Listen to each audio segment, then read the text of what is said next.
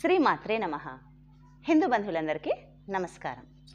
ఈరోజు మనం ఈ వీడియోలో తొలి ఏకాదశి యొక్క వ్రతకథ మరియు మహాత్మ్యం ఇప్పుడు మనం చెప్పుకుందాం. ఒకప్పుడు పాండవులలో పెద్దవాడైనటువంటి ధర్మరాజు శ్రీకృష్ణ పరమాత్మను కృష్ణ, వాసుదేవ, ఆషాఢ మాసంలో శుక్లపక్షంలో వచ్చే ఏకాదశి యొక్క పేరేంటి, ఆ ఏకాదశి యొక్క వ్రత నియమాలేంటి, ఆ ఏకాదశి యొక్క మహాత్మ్యం ఏంటి, ఈ విషయాలన్నీ నాకు సవివరంగా చెప్పి నన్ను అనుగ్రహించు అని అడిగిండు.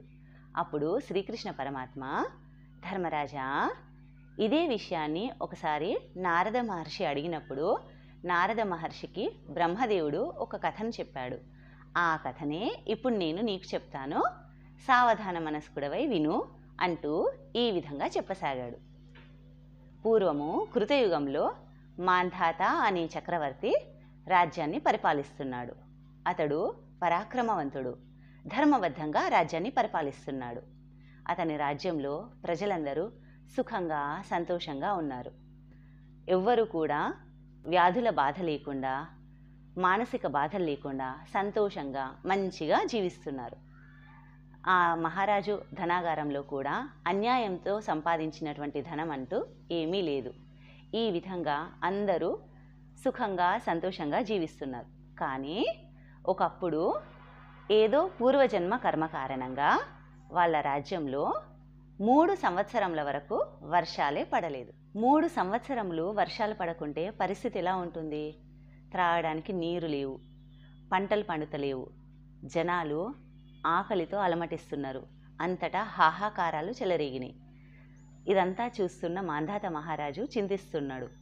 ప్రజలు కూడా మహారాజు దగ్గరికి వెళ్ళి, మహారాజా, మన రాజ్యంలో 3 సంవత్సరాల నుంచి వర్షాలు పడట్లేదు, పంటలు పండుతలేవు, త్రాగడానికి నీరు లేవు, ఏదైనా ఉపాయాన్ని ఆలోచించండి, అందరినీ రక్షించండి అని వేడుకుంటారు. ఈ మాటలు విని మహారాజు, జనులారా, పరిపాలిస్తున్న రాజు ఏదైనా తప్పు చేస్తేనే ఆ రాజ్యంలోని ప్రజలు ఇబ్బందుల పాలవుతారు. నేను ఎంత ఆలోచిస్తున్నా, ఎంత గుర్తు తెచ్చుకోవాలనుకుంటున్నా కూడా నేనేం తప్పు చేశానో నాకు గుర్తుకు రావటం లేదు. నేను ఎప్పటికీ ధర్మబద్ధంగానే పరిపాలిస్తున్నాను, మిమ్మల్ని అందరినీ కన్న బిడ్డల వలె చూసుకుంటున్నాను. అన్యాయంగా సంపాదించిన ధనమేమి నా ధనాగారంలో లేదు.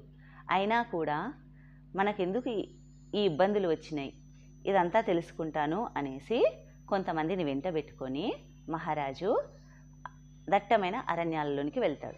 ఎందుకంటే అరణ్యాలలో తపస్సు చేసుకుంటున్నటువంటి మహర్షులు ఉంటారు కాబట్టి వాళ్ళు ఏదైనా ఉపాయం చెప్తారు అని ఆశించి మహారాజు కొంతమందిని వెంటబెట్టుకొని అరణ్యాలలోనికి వెళ్తాడు. అలా వెళ్తూ వెళ్తూ ఉండగా అతనికి అరణ్యంలో బ్రహ్మ మానస పుత్రుడైనటువంటి అంగీరస మహర్షి దర్శన భాగ్యం కలుగుతుంది.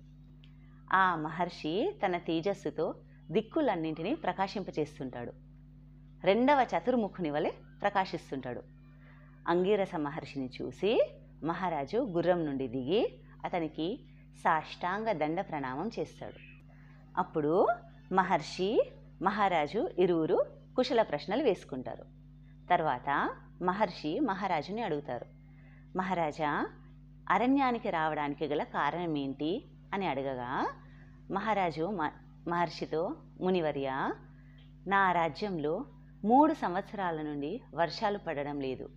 నేను ధర్మబద్ధంగానే పరిపాలిస్తున్నాను కదా, మరి ఈ ఉపద్రవానికి గల కారణం ఏంటి? మాకు ఏదైనా ఉపాయాన్ని ఆదేశించండి అని వేడుకుంటాడు. అప్పుడు అంగీరస మహర్షి తన దివ్య దృష్టితో చూసి మహారాజుతో ఈ విధంగా చెప్తాడు, మహారాజా, ఇది కృతయుగం కదా, ఇప్పుడు ధర్మం 4 పాదముల మీద ఉంటుంది, అందరూ వేదాధ్యయనం చేస్తారు. అయితే ఈ యుగంలో తపస్సు చేసే అధికారం కేవలం బ్రాహ్మణులకు మాత్రమే ఉంది. నీ రాజ్యంలో ఒక శూద్రుడు తపోనిష్టలో ఉన్నాడు, ఈ ఉపద్రవానికి అదే కారణం అని చెప్తాడు. ఎలాగైనా సరే ఆ శూద్రుణ్ణి శిక్షించు, అతనికి మరణశిక్ష విధించు అని చెప్తాడు. అప్పుడు ఈ మాటలు విని మహారాజు, మునివర్య, ఆ శూద్రుడు ఏమి తప్పు చేశాడని అతనికి మరణశిక్ష విధించాలి? తపస్సు చేస్తున్నంత మాత్రానికే చంపేయాలా? కాదు. ఇలా కాకుండా అహింసతో కూడినటువంటి ఏదైనా ధర్మబద్ధమైన మార్గాన్ని మాకు ఆదేశించండి అని అడుగుతాడు. అప్పుడు అంగీరస మహర్షి ఏమంటారంటే, సరే అయితే ఆషాఢ మాసంలో శుక్లపక్షంలో వచ్చే ఏకాదశి రోజున మీరందరూ ఉపవాసం ఉండి శ్రీ మహావిష్ణువును పూజించండి, రాత్రంతా జాగరణ చేయండి. ఈ ఏకాదశి వ్రత ఫలితంగా వర్షాలు కురుస్తాయి, మళ్ళీ మంచిగా పంటలు పండుతాయి, మీ కోరికలన్నీ నెరవేరుతాయి అని చెప్తారు. అప్పుడు మహర్షి మాటలు విని మహారాజు సంతోషపడి మహర్షికి నమస్కారం చేసి అతని దగ్గర సెలవు తీసుకొని తన రాజమందిరానికి తిరిగి చేరుకుంటాడు. అక్కడికి వెళ్ళి ఆషాఢ శుక్ల ఏకాదశి కోసం ఎదురు చూస్తుంటాడు. అంతలోనే ఆషాఢ శుక్ల ఏకాదశి అనగా పద్మా ఏకాదశి రానే వచ్చింది. ఆ ఏకాదశి రోజున మహారాజు తన పరివారంతో కలిసి తన రాజ్యంలోని ప్రజలందరితో కలిసి ఈ ఏకాదశి వ్రతాన్ని ఆచరిస్తారు. అందరూ ఉపవాసం ఉంటారు, శ్రీ మహావిష్ణువును పూజిస్తారు, ఇంకా రాత్రంతా జాగరణం చేస్తారు. ఈ ఏకాదశి వ్రత మహిమ కారణంగా మేఘుడు కుంభవృష్టిని కురిపిస్తాడు. మంచిగా వర్షం పడుతుంది, మంచిగా పంటలు పండుతాయి, అందరూ సంతోషంగా ఉంటారు. ఈ విధంగా పద్మా ఏకాదశి వ్రతాన్ని ఆచరించినందువలన మాంధాత చక్రవర్తి యొక్క రాజ్యంలో మళ్ళీ అందరూ సంతోషంగా సుఖంగా ఉండసాగారు. ఈ ఏకాదశిని దేవశయని ఏకాదశి అని కూడా అంటారు. ఎందుకంటే ఈ రోజు నుండి 4 నెలల పాటు శ్రీ మహావిష్ణువు యోగ నిద్రలో ఉంటారు కాబట్టి ఈ 4 నెలల పాటు చాతుర్మాస్య వ్రతాన్ని కూడా ఆచరించాలి. ఈ చాతుర్మాస్య వ్రతాన్ని ఆచరించడం వలన అనంతమైన పుణ్యం లభిస్తుంది అని ఈ ఏకాదశి యొక్క వ్రతకథను మరియు మహాత్మ్యాన్ని స్వయంగా శ్రీకృష్ణ పరమాత్ముడే ధర్మరాజు యుధిష్ఠిరునకు వివరించాడు. ఈ కథ భవిష్యోత్తర పురాణంలోనిది మరియు పద్మపురాణం నందు కూడా వివరించబడి ఉంది. ఈ దేవశయని ఏకాదశి భుక్తిని ముక్తిని కూడా ప్రసాదిస్తుంది. ఇంకా ఈ కథను విన్నా చదివినా 1000 యాగాలు చేసినంత ఫలితం కలుగుతుంది అనేసి పురాణాల్లో చెప్పబడి ఉంది. దేవాదిదేవుడైన శ్రీ మహావిష్ణువు యొక్క కృపకటాక్షాలు ఆశీస్సులు సదా మనందరిపై ఉండాలని కోరుకుంటూ స్వస్తి. జై శ్రీమన్నారాయణ.